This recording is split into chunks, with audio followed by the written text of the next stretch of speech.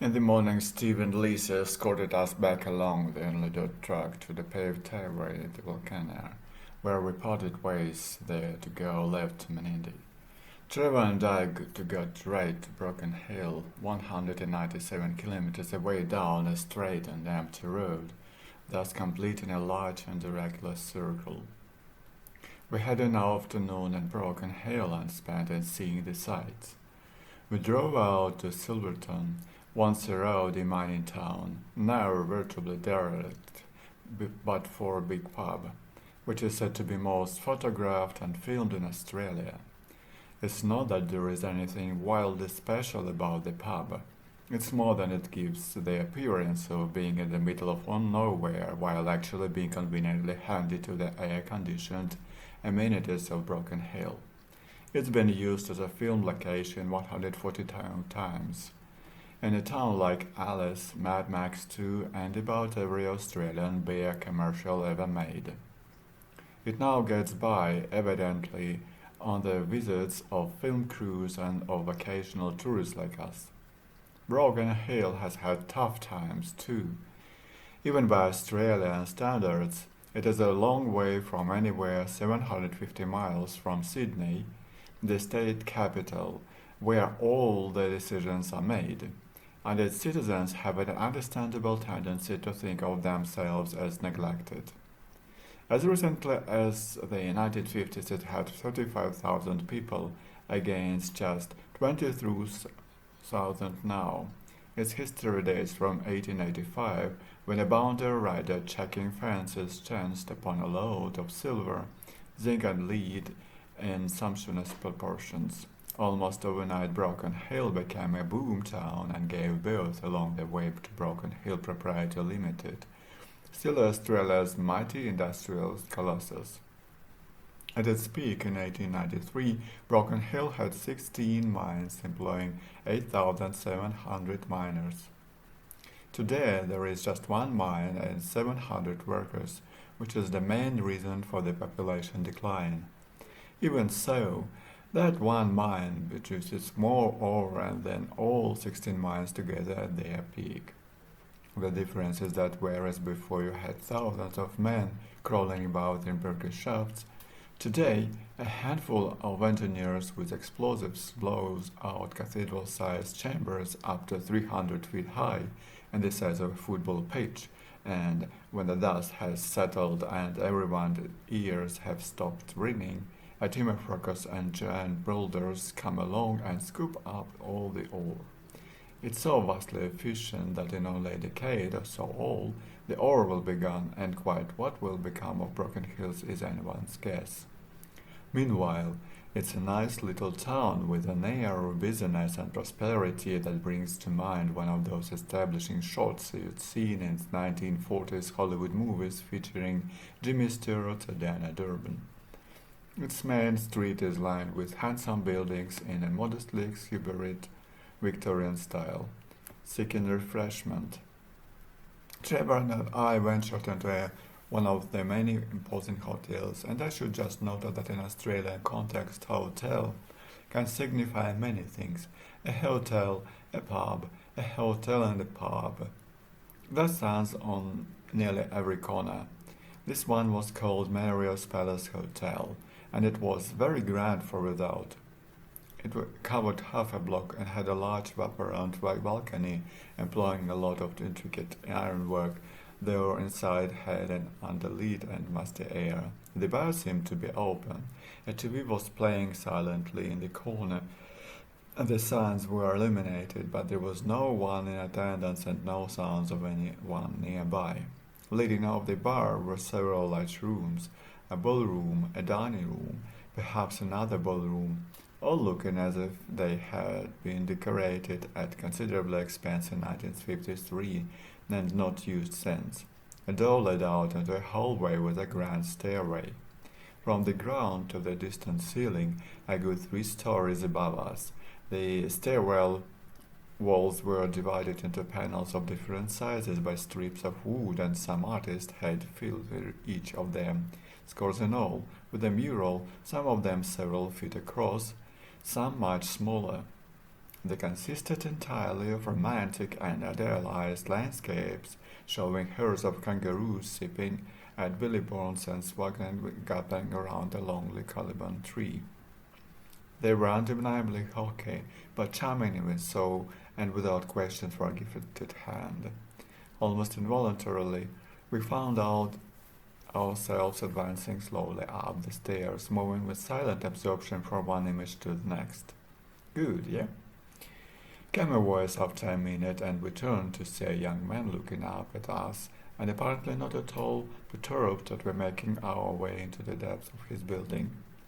He was wiping his forearms with a cloth, as if he had been engaged in some large task like laying out a cauldron. They were done by a black fella. He went on. Pretty amazing bloke. He didn't sketch anything out or anything. Didn't have any kind of a plan. He just picked up his paints and the brush and did it straight off. At the end of the day, there'd be a finished painting.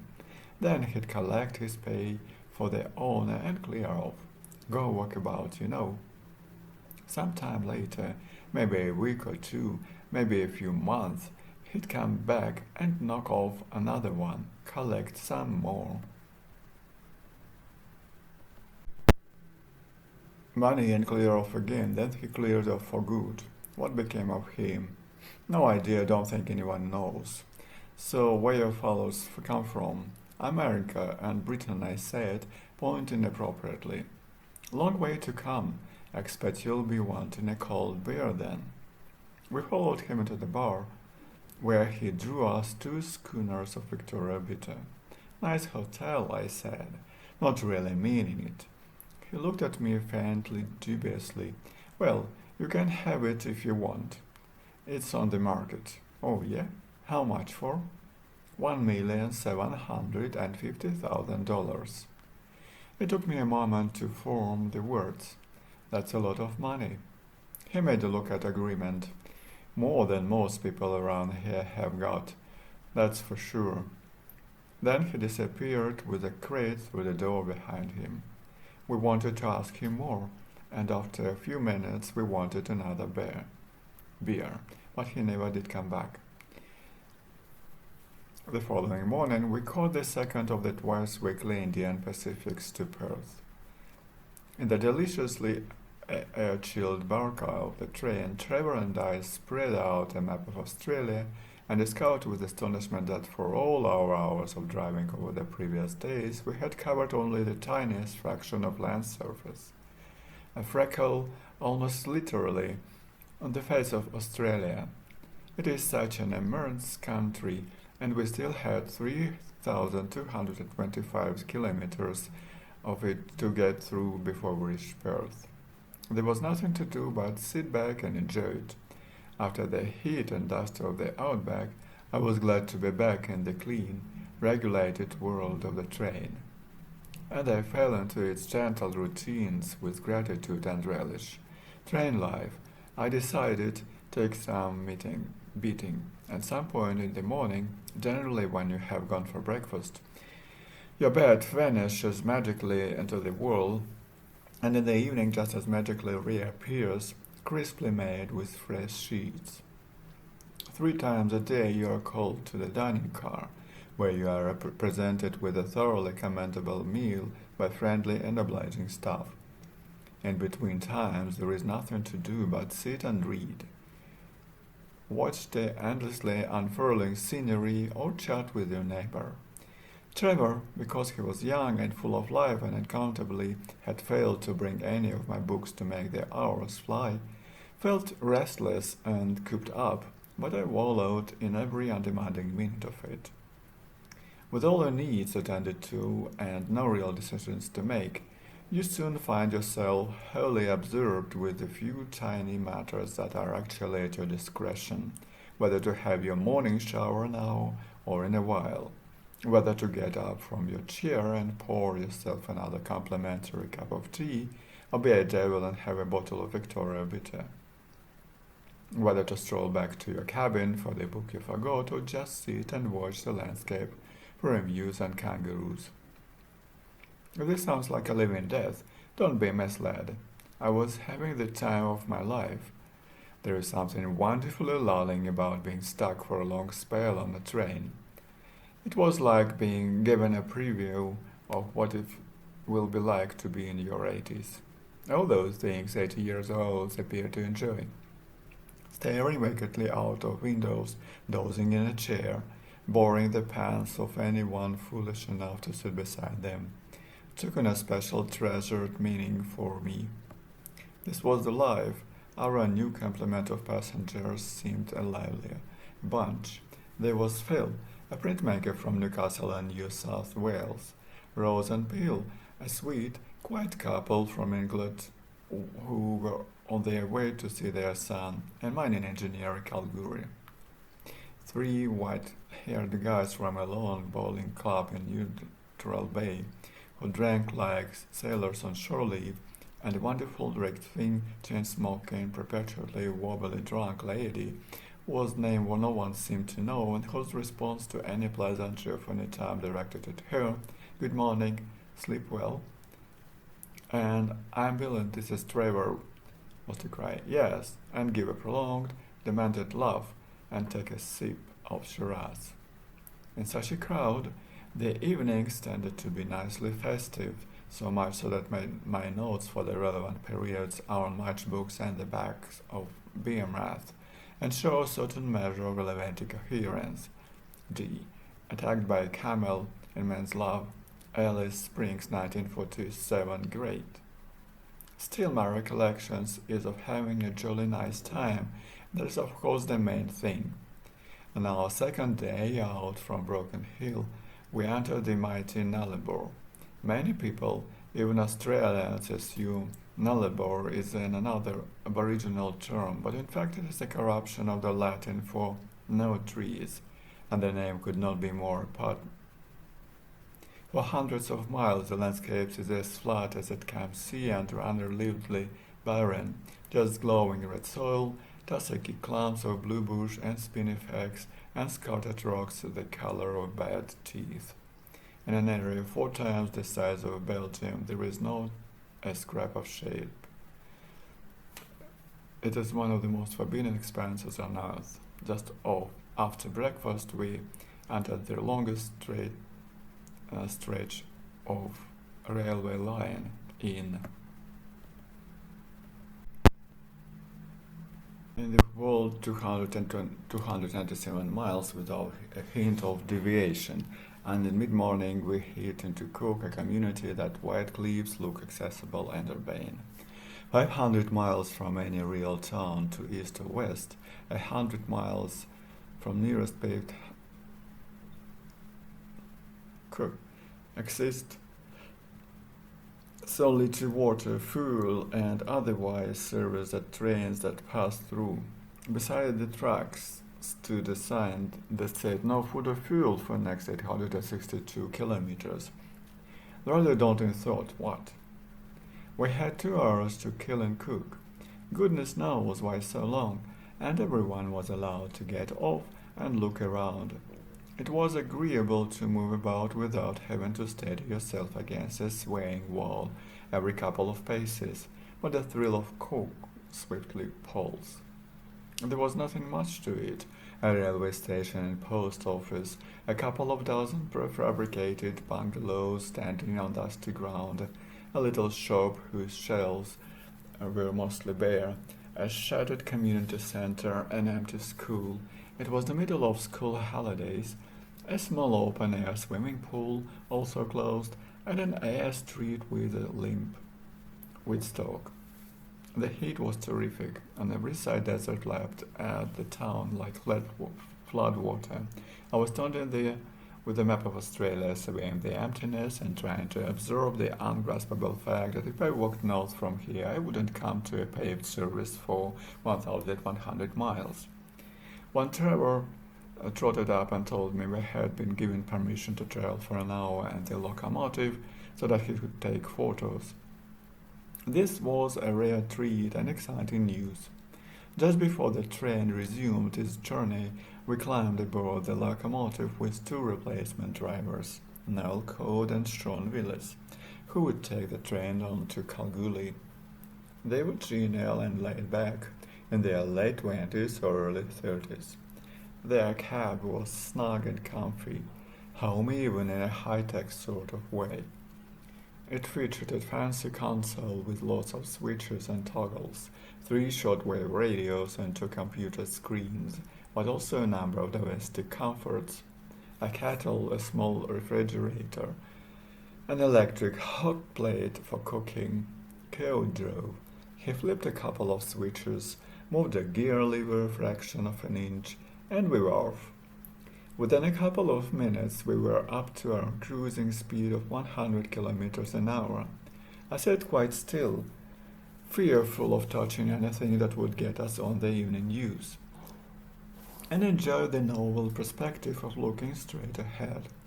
And what I had it is on a boundless nullarbor. Before us stretched a single-line track, 2 parallel bars of shining steel, dead straight and painfully shiny in the sunshine and hatched with endless rungs of concrete sleepers. Somewhere in the vicinity of a preposterously remote horizon, the 2 gleaming lines of steel met in a shimmery vanishing point. Endlessly, monotonously, we hewed up sleepers as we progressed. But however much we pressed onward, the vanishing point stayed always in the same place. You couldn't look at it. Well, I couldn't look at it without getting a headache. How far is it to the next curve? I asked.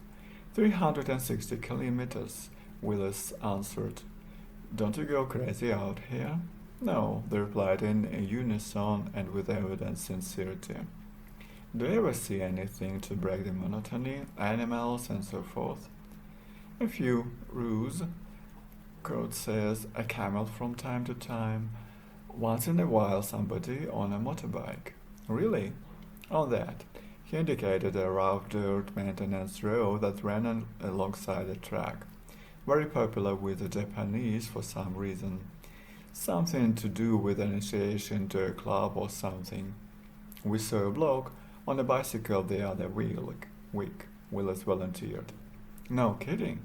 Japanese bloke. Was he all right? Out of his mind, if you ask me, but he seemed all right. He waved. Isn't it awfully risky out there? No, not if you keep to the track.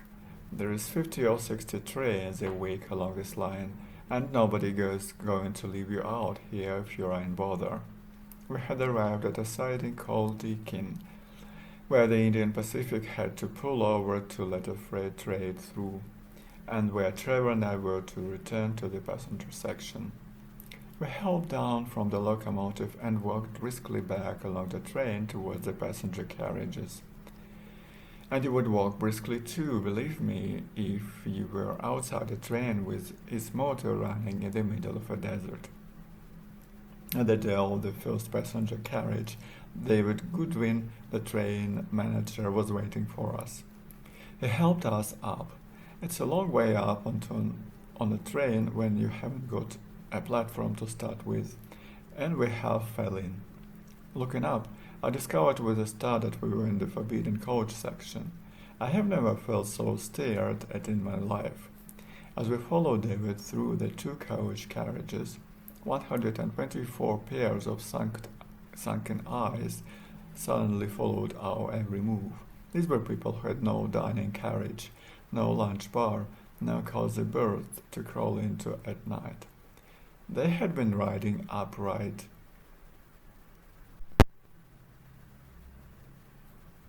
for 2 days since leaving Sydney and still had 24 hours to go to Perth. I'm almost certain that if we had not had a train manager as an escort, that would have eaten us. We arrived in Perth at first light and stepped from the train, glad to be back on solid ground and feeling disproportionately pleased with our achievement.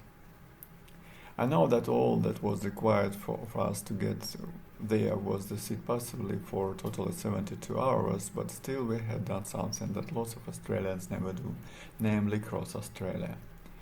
It is a lame and obvious conclusion to draw, but Australia truly does exist on a unique scale.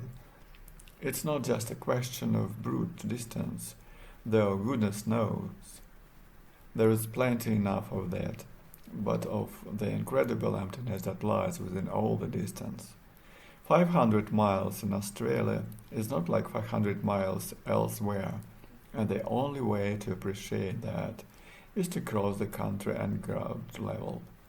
I couldn't wait to see more.